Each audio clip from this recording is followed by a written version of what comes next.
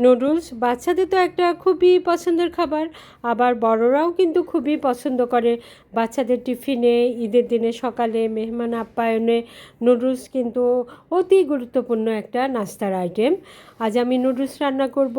ফুটন্ত পানিতে আমি 2 প্যাকেট নুডলস একটু ভেঙে দিয়ে দিলাম। এর মধ্যে বিভিন্ন রকম সবজি দিলে ভালো হয়, আর আমাদের ঘরে যে সমস্ত সবজি থাকে সেগুলো দিলেই কিন্তু খুবই ভালো হয়। এই যে আমি গাজর দিয়ে দিলাম, তারপরে বরবটি দিয়ে দিলাম। গাজরের কমলা কালারটা আর বরবটির সবজি এর সবুজ কালারটা দুইটা মিলে কিন্তু একটা সুন্দর কালার আসবে। আর তাছাড়া ঘরে যে সমস্ত সবজি থাকে সেগুলোই আমি ব্যবহার করি। আলাদা করে যে এর জন্য সবজি কিনে এনে ব্যবহার করব সেটা কিন্তু করি না।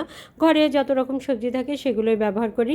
আর নুডলসটাকে আরও মজাদার, আরও টেস্টি করার জন্য আমি মুরগির বুকের মাংস, একটা বুকের মাংস ছোট ছোট করে টুকরো করে নিয়ে নিলাম। এটা আমি তেলের উপর দিয়ে একটু ভেজে নিলাম, সামান্য একটু লবণ দিয়ে দিলাম, আর কাঁচামরিচ দিয়ে দিলাম, পেঁয়াজ দিয়ে দিলাম।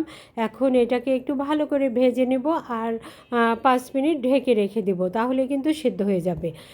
তারপরে 5 মিনিট পরে এই মাংসগুলো সাইডে রেখে দিলাম আর মাঝখানে একটা ডিম দিয়ে দিলাম। ডিমটা এখন ঝুরঝুরা করে নেব, নিয়ে সব কিছু একসঙ্গে মিশাই নেব। এই তো আমার সব কিছু একসঙ্গে মিশানো হয়ে গেছে। পেঁয়াজটা একটু কাঁচা কাঁচা রেখেছি, কাঁচামরিচটাও একটু সবুজ রেখেছি, এই কাঁচামরিচের ফ্লেভারটাও খুব ভালো লাগবে। আর এখন সিদ্ধ করে রাখা নুডলসগুলো এর মধ্যে দিয়ে দিলাম।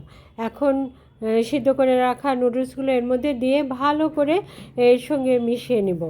এখানে সব কিছুর ফ্লেভার, সবজি, মাংস, সব কিছুর ফ্লেভারগুলো কিন্তু এই নুডলসের সঙ্গে মিশে যাবে।